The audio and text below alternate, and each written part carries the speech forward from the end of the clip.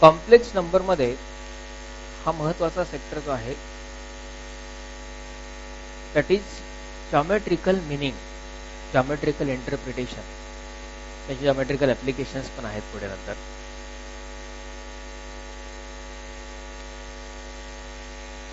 Modulus and argument of complex number. Complex नंबरची modulus म्हणजे magnitude आणि आर्ग्युमेंट म्हणजेच अँप्लिट्यूड. यासाठी आपल्याला आधी माहिती आवश्यक आहे या organs diagram.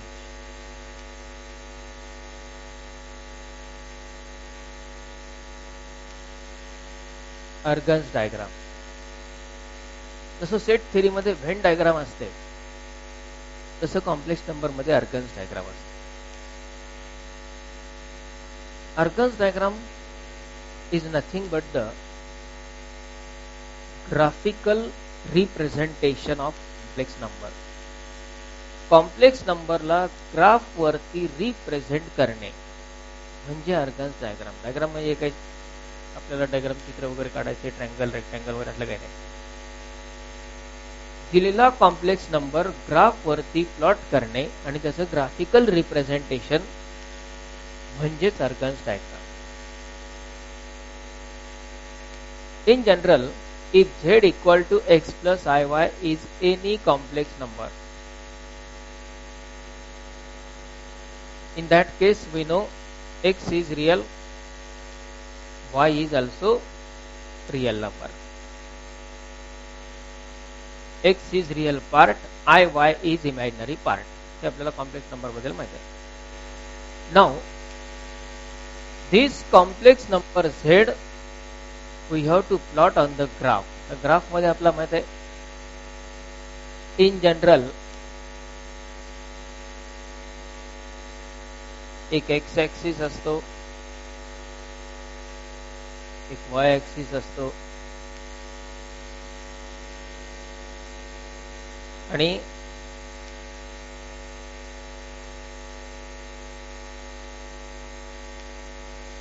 Plain is called Cartesian plane आणि ही कोऑर्डिनेट सिस्टम म्हणजे असते Cartesian coordinate system.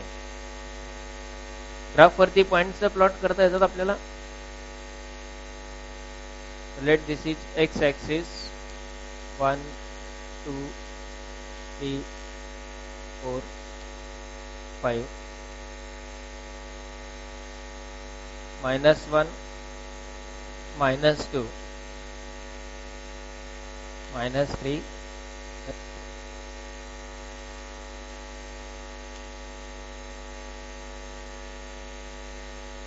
this x and y axis divides the Cartesian plane into 4 equal parts and each part is called quadrant.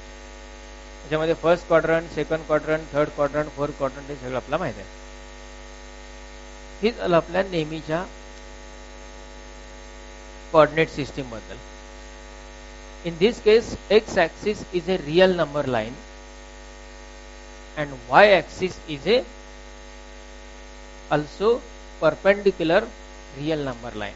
या दोन्ही पण रियल नंबर लाईन्स आहेत आणि ही आपली कार्टेशियन कोऑर्डिनेट सिस्टीम आहे. याच्यावरती आपल्याला ग्राफ वरती पॉइंट्स प्लॉट करता येतात. बरोबर. म्हणजे समजा 3,2 हा पॉइंट जर प्लॉट करायचा आहे कुठे असेल, फर्स्ट क्वाड्रंटला असेल. बरोबर. 3,2 -1,4 -1,4 एक्स डायरेक्शन मध्ये -1, वाय डायरेक्शन मध्ये 4 झाला -1, या प्रकारे ग्राफ वरती प्लॉट करता येतात. ओके, हे सगळं आपल्याला माहित आहे. आता आपल्याला कन्सिडर करायचंय ते अर्गन्स डायग्राम साठी असणारं अर्गन्स प्लेन. अर्गन्स डायग्राम साठी ह्या प्लेनला म्हटलं जातं अर्गन्स प्लेन. अर्गन्स प्लेन आणि आपलं कार्टेशियन प्लेन ह्या दोन्ही मध्ये काय फरक आहे ते लक्षात घ्या.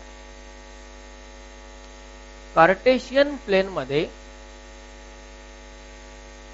हा जो वाय ऍक्सिस आहे तो वाय ऍक्सिस रियल असतो, बरोबर आहे, आणि एक्स तर ऑलरेडी रियल आहेच. आपल्याला फक्त काय करायचंय, Y axis is imaginary axis.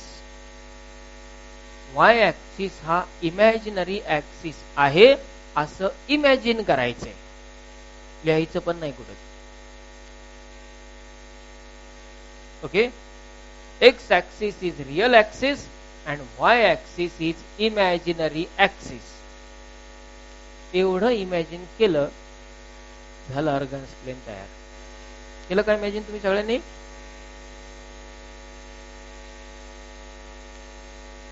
सगळे जोपर्यंत इमॅजिन करत नाही तोपर्यंत ते अर्गन्स प्लेन होणार नाही, ते कार्टेशियनच राहील. ओके, एवढाच फरक आहे, बाकी सगळी आपली कोऑर्डिनेट सिस्टम जशी आहे तशी. आणि त्यामुळे कॉम्प्लेक्स नंबरचे जॉमेट्रिकल ऍप्लिकेशन्स, मग straight lines equation, circle equation, conic sections equations, हे सगळ्या प्रकारचे इक्वेशन्स कॉम्प्लेक्स फॉर्म मध्ये पण येतात. आणि मग तो कॉम्प्लेक्स नंबरचा ऍप्लिकेशन एरिया इन्क्रीज होतो. पण तो कोऑर्डिनेट जॉमेट्रीच्या पूर्ण स्टडीच्या नंतर त्याच्यावरती काही एक्झाम्पल्स, तेही ऍडव्हान्स लेवललाच फक्त एखाद दोन विचारले तर. पण तेवढा प्रचंड एरिया त्याचा ऍप्लिकेशनचा आहे, कारण त्याच्यामध्ये आणि या अर्गन्स प्लेन मध्ये एवढाच फरक आहे की इथे फक्त आपल्याला वाय ऍक्सिस हा इमॅजिनरी ऍक्सिस आहे असं अज्युम करायचंय, गृहीत करायचं. तिथे लिहिताना सुद्धा आय वाय असं लिहायचं नाहीये. ओके, आता झेड इक्वल टू जर एक्स प्लस आय वाय हा जर कॉम्प्लेक्स नंबर असेल तर ह्या कॉम्प्लेक्स नंबरचा करस्पॉन्डिंग पॉइंट, ह्या कॉम्प्लेक्स नंबरचा करस्पॉन्डिंग पॉइंट असेल एक्स कॉमा वाय.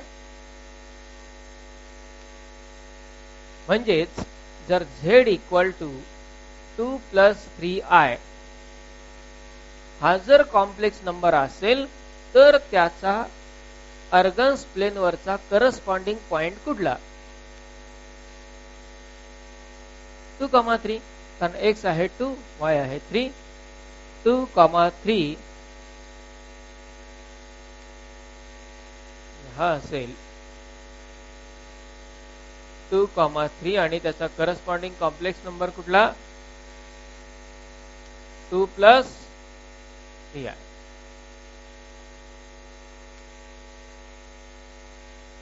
ओके, त्यानंतर समजा झेड इक्वल टू आहे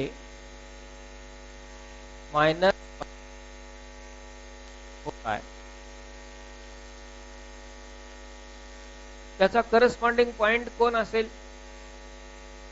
-1,4. तो कुठे असेल? -1,4. म्हणजे त्याला आपण लिहू शकतो -1 प्लस 4i. ओके, त्यानंतर समजा झेड इक्वल टू आहे -3 -2i. यस,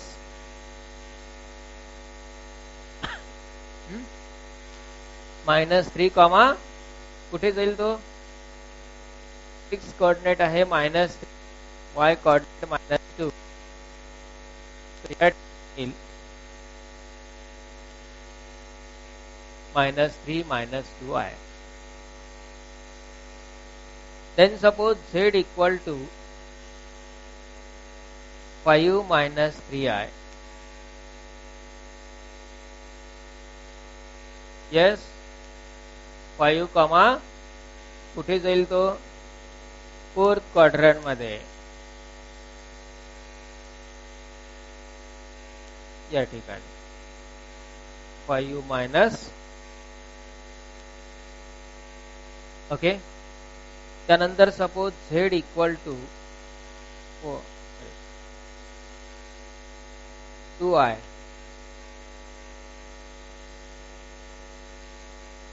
कुठे येईल, कुठे येणार, पॉझिटिव्ह वाय ऍक्सिस वरती, म्हणजे या ठिकाणी.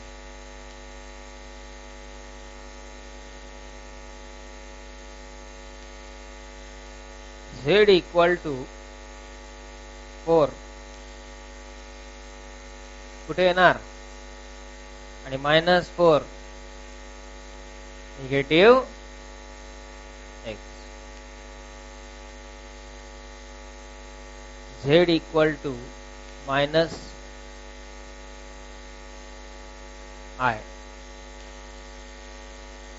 कुठे येणार, निगेटिव्ह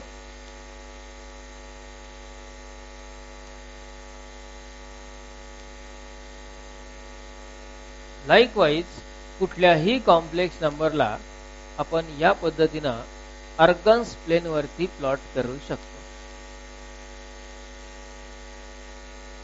कळलं, लक्षात आलं इथपर्यंत. आधी इथपर्यंत आपण नोट डाऊन करू. हेडिंग टाका organs diagram.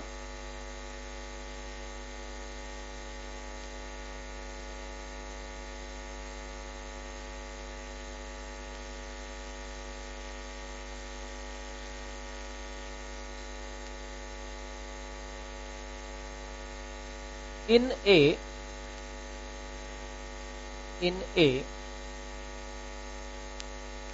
Cartesian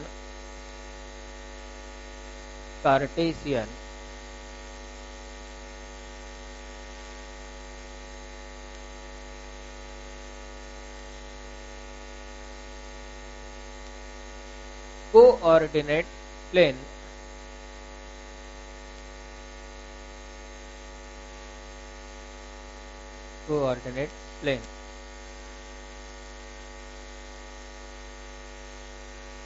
x and y axis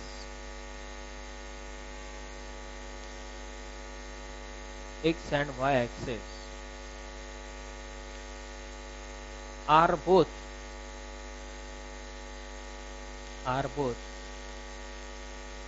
real axis AXES. X and y axis are both real axis. Full stop. In that when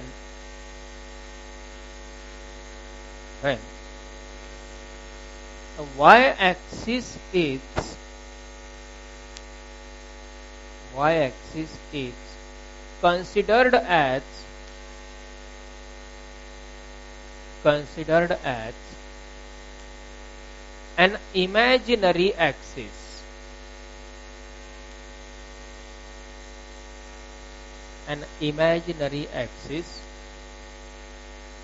and y-axis is considered as an imaginary axis, and x-axis is taken as real axis.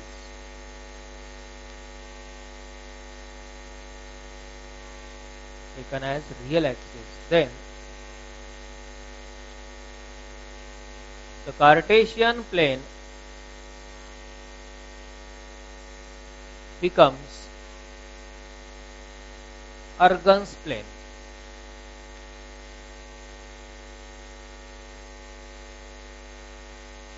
Cartesian plane becomes Argand's plane.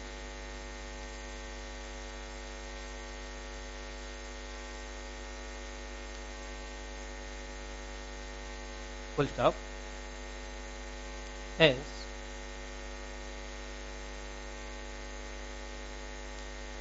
the point corresponding to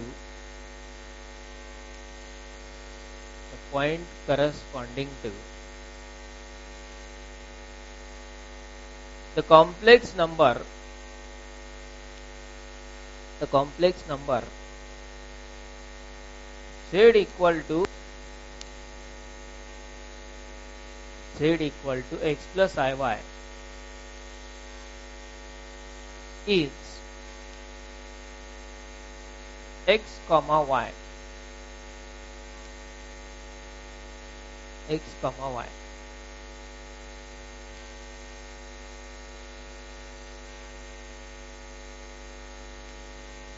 For example,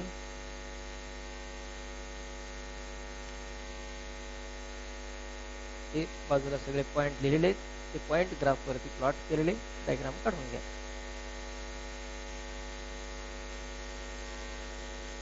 किंवा direct त्या graph वरतीच तुम्ही point लिहू शकता.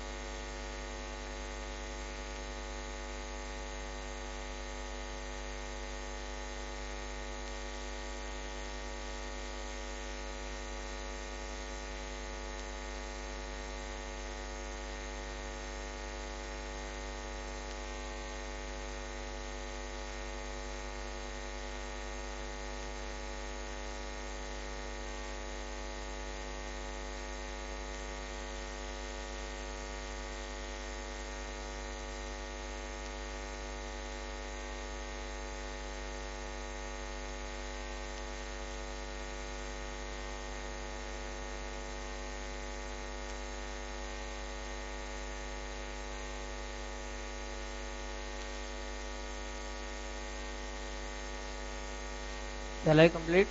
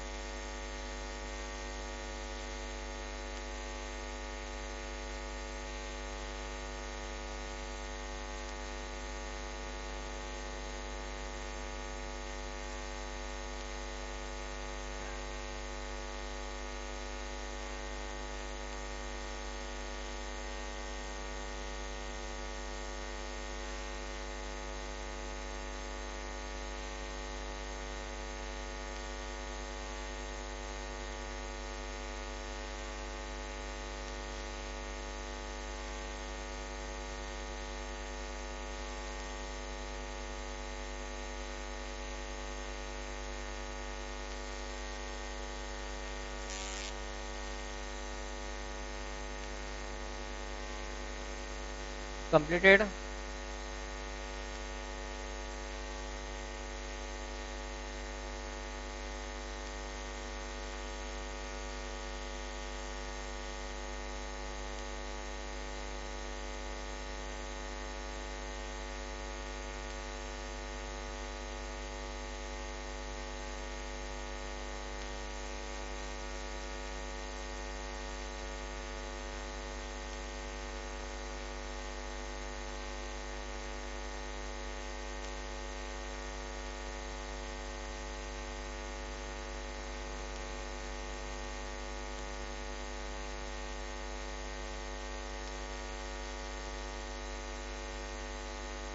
Now is about modulus and argument of complex number.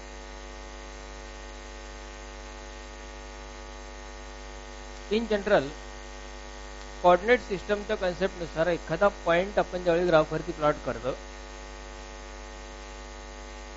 त्यावेळी तो point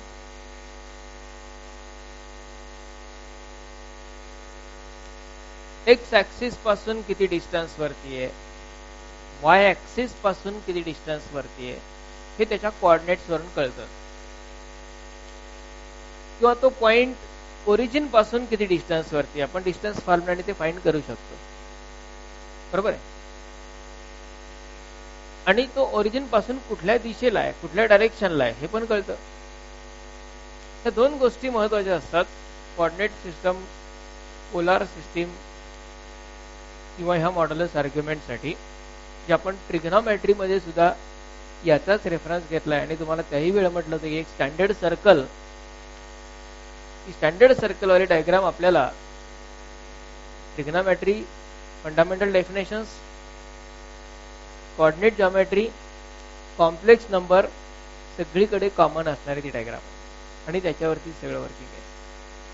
आता यात आपण पाहणार आहोत आधी त्यांचं अल्जेब्रिक डेफिनेशन आणि मग meaning. Modulus and argument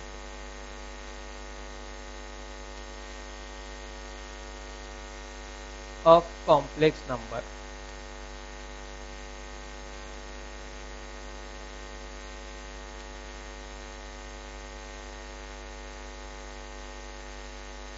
Of this, first of all, modulus. Modulus is also called magnitude.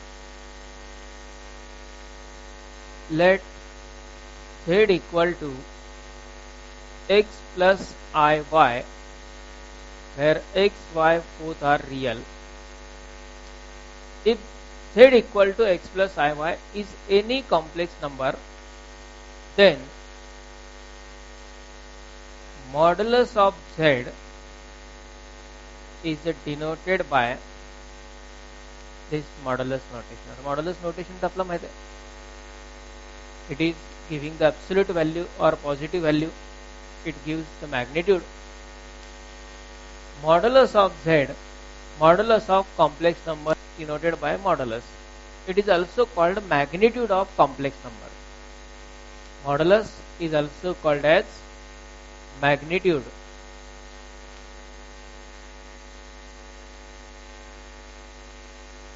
And argument is also called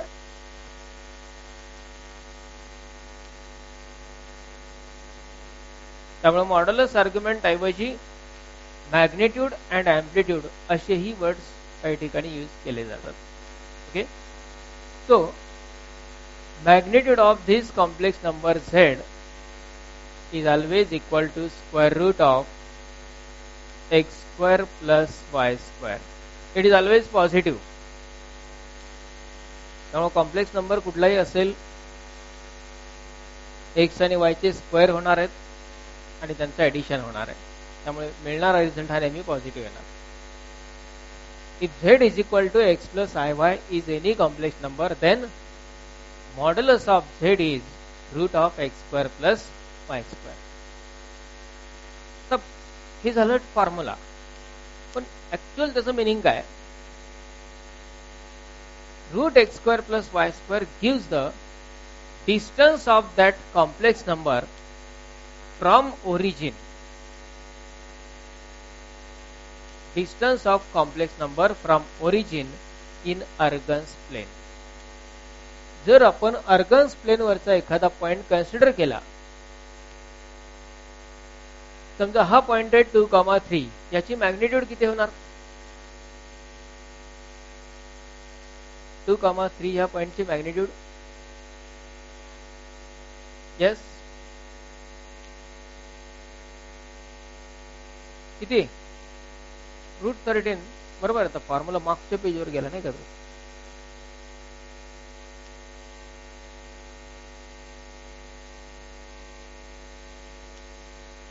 route x square plus y square. म्हणजे जर z इक्वल टू असेल 2 plus 3i, तर याची magnitude किती? Square root of x square plus y square 4 plus 9 म्हणजे route, हे जे route 13 आहे, हे रूट 13 म्हणजेच कॉम्प्लेक्स नंबर 2 प्लस 3i हा जो आपण प्लॉट केलेला अर्गन्स प्लेन वरती, याचं ओरिजिन पासूनचं डिस्टन्स.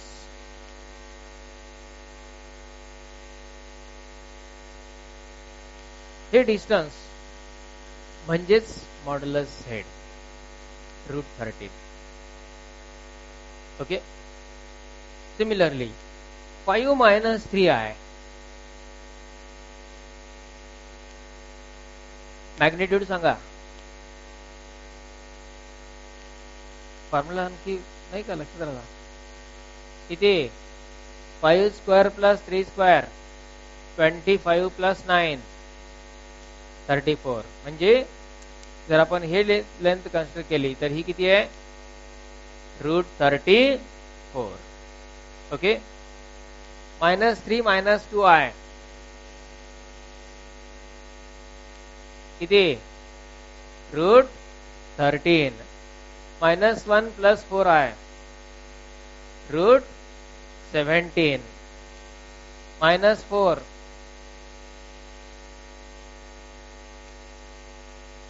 किती? 4. कारण ओरिजिन पासूनचं सरळ डिस्टन्स आहे, त्यात वाय नाहीच आहे. मायनस 4 चा स्क्वेअर म्हणजे 16. 16 चा स्क्वेअर रूट म्हणजे परत 4. आणि magnitude can never B negative. Magnitude कधी निगेटिव्ह असणार नाही म्हणून 4. म्हणजे थोडक्यात जर ऍक्सिस वरचा पॉइंट असेल तर डायरेक्ट मॉडेलच घ्या, लगेच शॉर्ट ट्रिक तयार झाली. बरोबर. मायनस आय किती? 1. बरोबर. Minus 3i 3. 2i 2. गॉट दिस? कळलं? मग मॅग्निट्यूड किंवा मॉड्युलस म्हणजेच काय? तर अर्गन्स प्लेन वरती त्या कॉम्प्लेक्स नंबरचं ओरिजिन पासूनचं distance. Okay. Then argument or amplitude.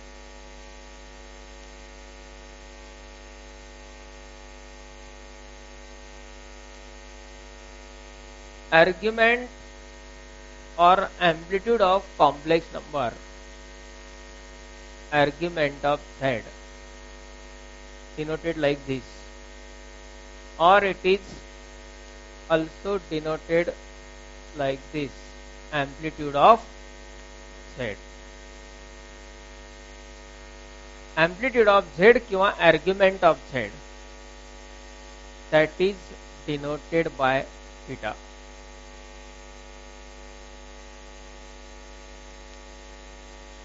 And what is this theta?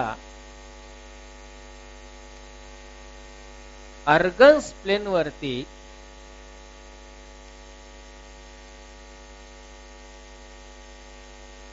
तो कॉम्प्लेक्स नंबर आपण ओरिजिनला जोडला, त्याचं हे डिस्टन्स म्हणजे असतं मॉड झेड लेंथ.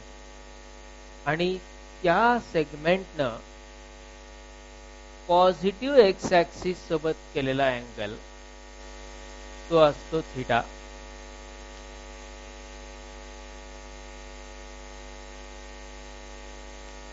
ओके. त्यानं पॉझिटिव्ह एक्सिस सोबत केलेला अँगल म्हणजे थीटा. आता बघा ट्रिग्नोमेट्रीचा डायग्राम रिकॉल होतीये का ते? हा थीटा कसा काढला जातो?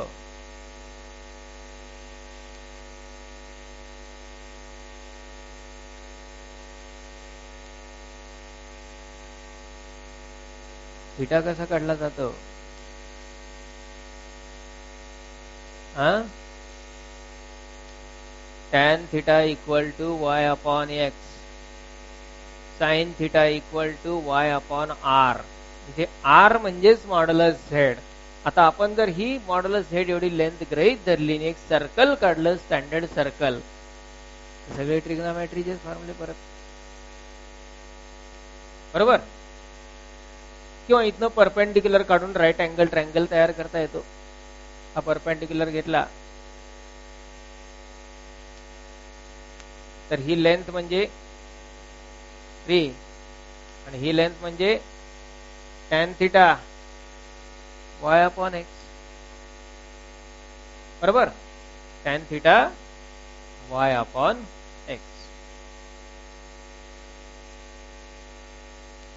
म्हणजे जे आपण सर्क्युलर ट्रिग्नोमेट्रिक रेशियोज मध्ये वापरलेल्या कन्सेप्ट आहेत किंवा सर्क्युलर ट्रिग्नोमेट्रिक रेशियोचे जे बेसिक डेफिनेशन्स आहेत त्याच येणार परत इथे. tan theta is equal to y upon x, sin theta y upon r. r म्हणजेच इथे मॉड z आहे. थोडक्यात कॉम्प्लेक्स नंबर त्याचे ट्रिग्नोमेट्रिकल फॉर्म येणार आहेत, ट्रिग्नोमेट्रिकल कन्व्हर्जन सगळं होणार आहे. फक्त ट्रिग्नोमेट्री मध्ये जिथे आपण r वापरतो, जिथे मॉड z वापरला की कॉम्प्लेक्स नंबरचे सगळे ट्रिग्नोमेट्रिकल फॉर्म तयार होऊन जातात. किंवा इव्हन तो जो मॉड्युलस z आहे त्यालाच r ने पण डिनोट केलं जातं. That is one and same. Okay, त्यावेळी त्याची जॉमेट्रिकल ऍप्लिकेशन्स येतात, त्यामुळे तो मॉड z म्हणजेच r असतो. म्हणजेच आपण यामध्ये tan थीटा इक्वल टू काय लिहिणार,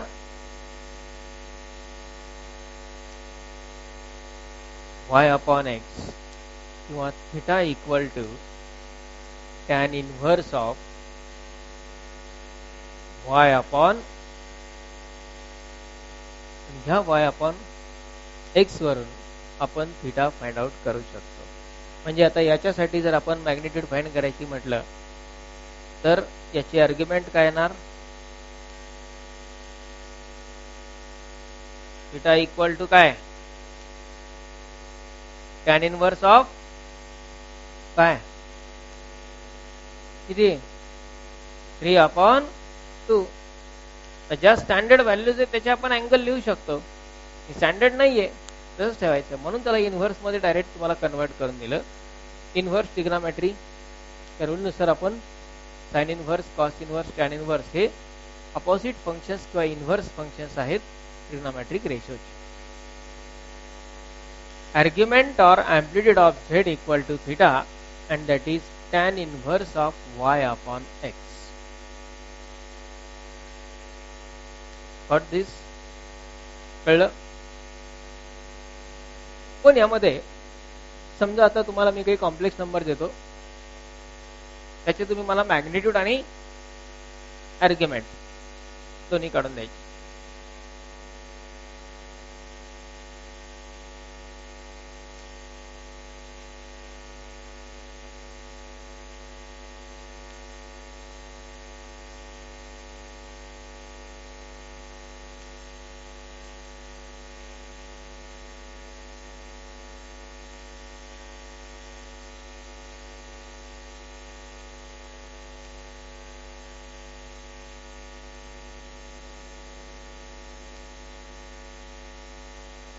Z1, Z2, Z3, Z4.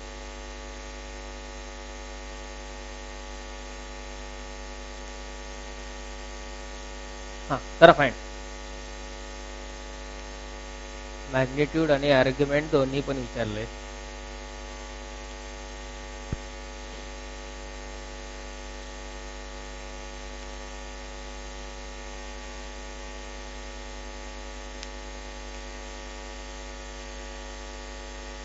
त्या प्रत्येकामध्ये x तर सापडतो, पण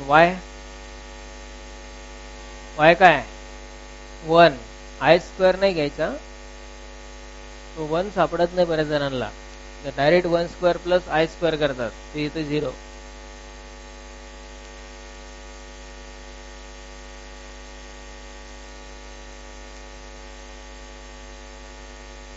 फॉर्म्युले लिहून ठेवतो वाटल्यास, म्हणजे विसरणार नाही. Root x square plus y square आणि argument of z tan inverse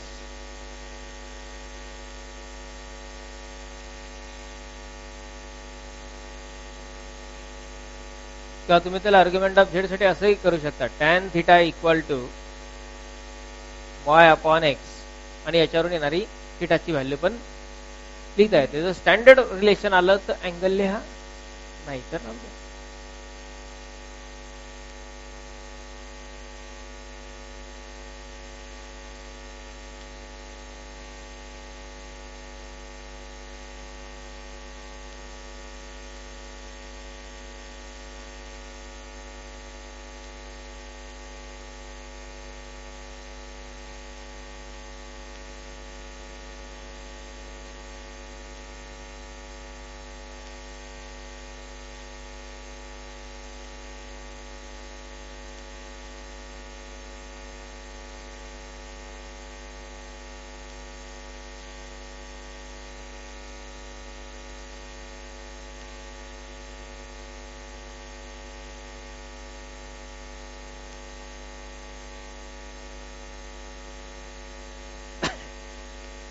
yes. Magnitude किती येते प्रत्येकाची? सगळ्यांची?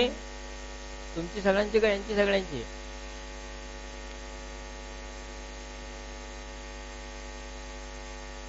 मॉड्युलस √2. ओके, सगळ्यांची मॅग्निट्यूड √2 आली. आर्ग्युमेंट थिटा Z1 ची काय आली? किती? Tan inverse 1. टॅन इनव्हर्स 1 ही व्हॅल्यू कुठल्या अँगल साठी? 45 म्हणजे π/4.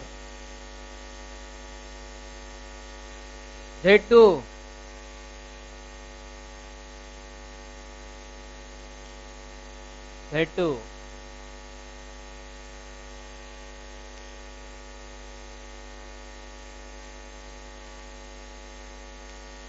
येस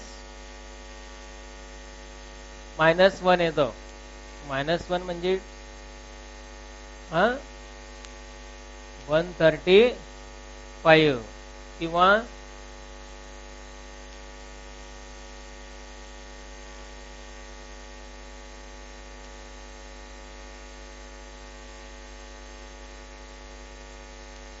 -45 पण घेता येते, कारण tan of minus theta minus tan theta असतो. 315 पण घेता येते.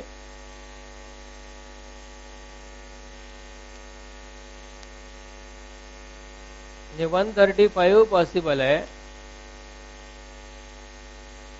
315 पॉसिबल आहे, -45 पण पॉसिबल आहे.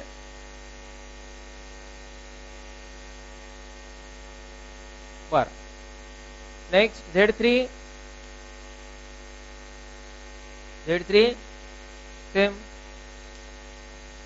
कुठला घ्यायचं त्यातला एक? बर, -45 घ्यायचा दोघांनाही.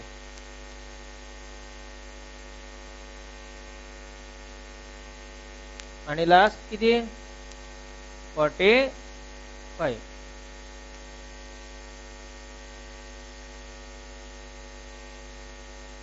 आता बघा जादू, यामध्ये प्रत्येक कॉम्प्लेक्स नंबरची मॅग्निट्यूड √2 येते. याचा अर्थ हे सगळे कॉम्प्लेक्स नंबर ओरिजिन पासून सेम डिस्टन्स वरती आहेत. Correct or not? येस, हे चारही कॉम्प्लेक्स नंबर ओरिजिन पासून सेम डिस्टन्स वरती आहेत. कारण आपण मॅग्निट्यूडचा अर्थ काय पाहिला? कॉम्प्लेक्स नंबरचं ओरिजिन पासूनचं डिस्टन्स म्हणजे त्याची मॅग्निट्यूड, बरोबर? ह्या सगळ्यांची मॅग्निट्यूड सेम येते. याचा अर्थ हे चारही पॉइंट ओरिजिन पासून सेम डिस्टन्स वरती आहेत. शक्य आहे असं? एका पॉइंट पासून सेम डिस्टन्स वरती 4 पॉइंट असतील?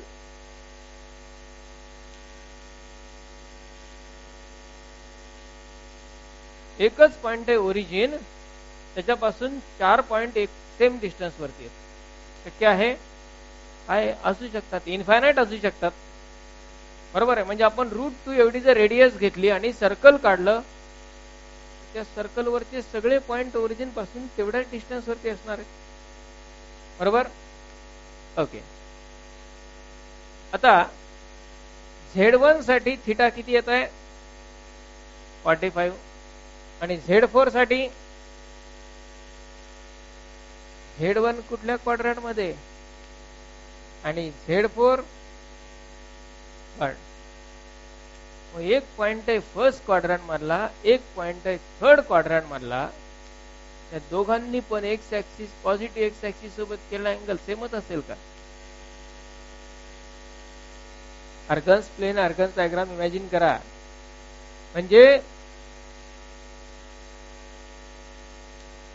जर एक पॉइंट हा आहे 2,3, इथे थिटा अँगल होतोय, आणि दुसरा पॉइंट आहे -2, -3.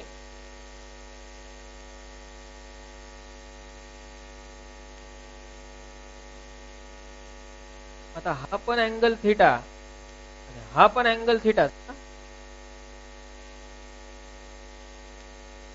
म्हणजे हा पण 45 आणि हा पण 45.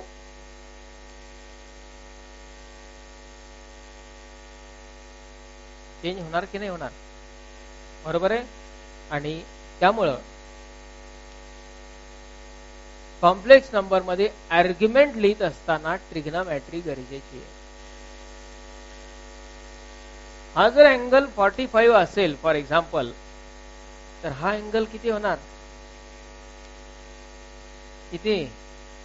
225. तो 180 पेक्षा मोठा आहे. तो 180 पेक्षा मोठा आहे.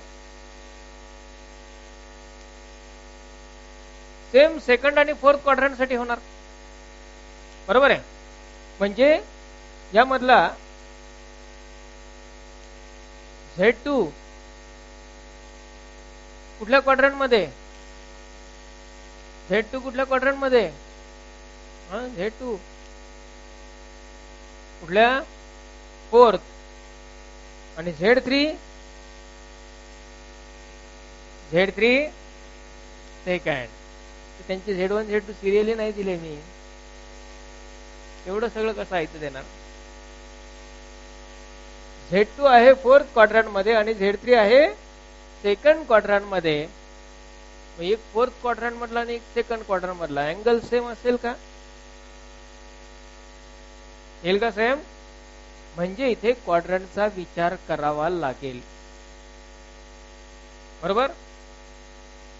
अकॉर्डिंगली आर्ग्युमेंट हा जो रिझल्ट आहे ते का घडलं? कारण इथे प्लस अपॉन प्लस प्लस आला, मायनस अपॉन मायनस पण प्लस आला. पण ऍक्च्युअली ते पॉइंट वेगवेगळ्या क्वाड्रंट मध्ये आहेत, त्याचा विचार होणं गरजेचं आहे. सेम इथे पण प्लस अपॉन मायनस घ्या, मायनस येईल. मायनस अपॉन प्लस घ्या, मायनसच येणार. डिव्हिजन आहे ते, इथे डिव्हिजन रूल लागणार.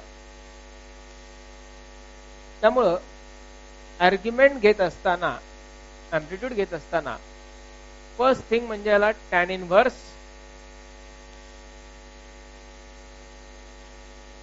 ते मॉड्युलस कशासाठी? एक्स आणि वाय चे चिन्हांचा काही विचार नाही, चिन्ह टाकायचेच नाही. Tan inverse y upon x positive मध्ये. ओके. ते ऑलवेज पॉझिटिव्ह घ्यायचे. ते निगेटिव्ह असले पॉझिटिव्ह असले काय असले ते ऑलवेज पॉझिटिव्ह घ्यायचे. पण त्या क्वाड्रंट कॉम्प्लेक्स नंबरच्या क्वाड्रंटचा मात्र विचार करायचा. आणि तो विचार करत असताना अलाइड अँगल फॉर्म्युलाची कन्सेप्ट, अलाइड अँगल फॉर्म्युलाची कन्सेप्ट. यात रेशो आपल्याला बदलायचा नाहीये, टॅनच ठेवायचं. आता बघा उलट क्वेश्चन अलाइड अँगल वरती विचारते. सेकंड क्वाड्रंट मध्ये असणारे अलाइड अँगल कोण कोणते?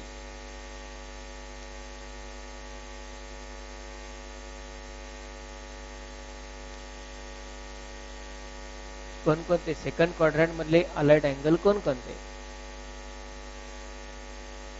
π/2 प्लस थिटा आणि पाय काय π/2 का पाय पाय मायनस सेकंड क्वाड्रंटचे हे दोन अँगल आहेत बरोबर. पैकी π/2 वाला तर रेशो बदलतो, त्याचं काही काम नाही. रेशो न बदलणारा कोण आहे? पाय बरोबर. For second quadrant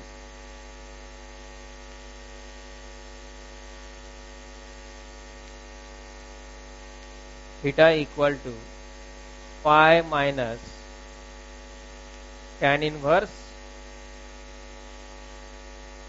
okay, got this. का? याच्यामुळं कारण सेकंड क्वाड्रंट मध्ये पाय मायनस थिटा. सेकंड क्वाड्रंट मध्ये काय असतं? पाय मायनस थिटा. फर्स्ट क्वाड्रंटचा हा थिटा, किंवा त्याला तुम्ही अल्फा पण गृहीत धरू शकता. सेकंड क्वाड्रंट साठी जर आर्ग्युमेंट लिहायची असेल तर pi minus tan inverse pi upon x ठेवावं लागेल. थर्ड क्वाड्रंट मधले अलाइड अँगल कोणकोणते? पाय प्लस थिटा आणि 3π/2 मायनस थिटा. त्यातला 3π/2 रेशो बदलतो, कॅन्सल. रेशो न बदलणारा कोण आहे? कोण आहे? म्हणजेच फॉर थर्ड क्वाड्रंट थिटा काय घ्यायचा आहे? पाय प्लस टॅन इनव्हर्स ऑफ. आता इथे एक्स आणि वाय पॉझिटिव्ह आहेत निगेटिव्ह आहेत काही ते नाही, ते पॉझिटिव्हच घ्यायचे. आता काय होतं काही काही जणांना हे लक्षात राहतं आणि तिथं पुन्हा मग टॅन इनव्हर्स ते निगेटिव्हचा रूल वापरतात आणि पुन्हा ते मायनस मायनस प्लस करून टाकतात. एकदा आपण क्वाड्रंटचा विचार केलाय त्या मधल्या चिन्हांची काही गरज नाही आपल्याला. म्हणजे आत्ताच्या या एक्झाम्पल मध्ये जो -1 प्लस आय होता सेकंड क्वाड्रंट वाला 180 - 45. 180 - 45 म्हणजे अँगल किती येणार तो? आणि 135 हा अँगल कुठल्या क्वाड्रंट मध्ये? सेकंड.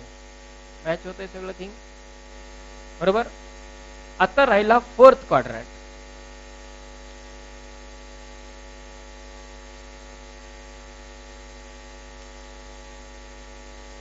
फोर्थ क्वाड्रंट साठी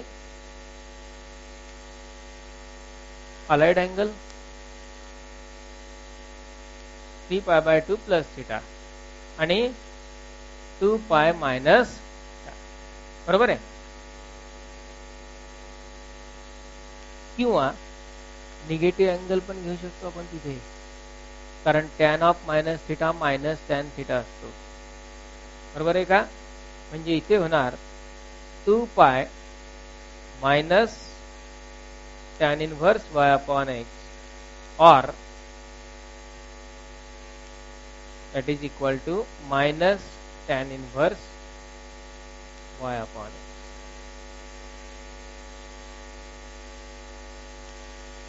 आणि फर्स्ट क्वाड्रंट मध्ये आहे तोच. या प्रकारे क्वाड्रंट नुसार अँगल बदलणार and then we are perfect. जे अलाइड अँगल साठी वापरलेले कन्सेप्ट आहेत pi minus theta, pi plus theta, 2π minus theta. Ratio न बदलणारे तीन क्वाड्रंट मधले तीन अँगल. व्हॉट दिस? काय होतं? कॉम्प्लेक्स नंबर 1 नंबरचा टॉपिक. ट्रिग्नोमेट्री दुसऱ्या पार्ट मध्ये बऱ्याचपैकी उशिरा. सुरुवातीला हे कॉम्प्लेक्स नंबर स्टडी करायचं म्हटलं की हे काहीच कळत नाही. हे सगळे बऱ्याच टॉपिक मध्ये असंच एकमेकांमध्ये हे कॉम्प्लिकेशन्स आहेत की इतर ठिकाणी याच्या कन्सेप्ट सगळ्या वेट असतात. आता आपल्याला ट्रिग्नोमेट्री माहित आहे, आता आपल्याला अलाइड अँगल माहित आहेत, त्यामुळे त्या कन्सेप्ट नुसार हे रिझल्ट लक्षात ठेवायला काही अडचण नाही आपल्याला. म्हणजे आर्ग्युमेंट आणि मॉड्युलस फाइंड करायचे असेल तर आता या एक्झाम्पल मध्ये याचा काय येणार बरं अँगल सांगा? कुठला क्वाड्रंट आहे? Z2 चा. फोर्थ आहे, सेकंड नाहीये. Z2 आहे म्हणजे सेकंड असं नाहीये. ते कुठला क्वाड्रंट आहे? मग अँगल काय येणार त्याचा, एकतर -45 किंवा 300, पण शक्यतो फोर्थ क्वाड्रंटला हा मायनसच घेतला जातो. फोर्थ क्वाड्रंटला निगेटिव्ह अँगलच वापरला जातो. ते का, ते आपल्याला पुढे रेंज ऑफ इनव्हर्स ट्रिग्नोमेट्री मध्ये वगैरे येणार आहे. ठीक आहे. आणि Z3 अँगल किती, 130. Z4 अँगल किती, 200. ओके. म्हणजे लक्षात ठेवायचे फक्त सेकंड आणि थर्ड. सेकंडला 180 मायनस थिटा, थर्डला 180 प्लस थिटा, फोर्थला फक्त चिन्ह बदलून टाकायचं. Okay, got this. लिहून ठेवा एवढं एक.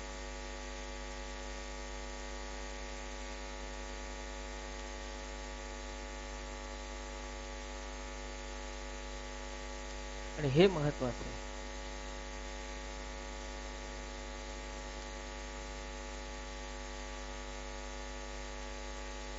ठीक आहे.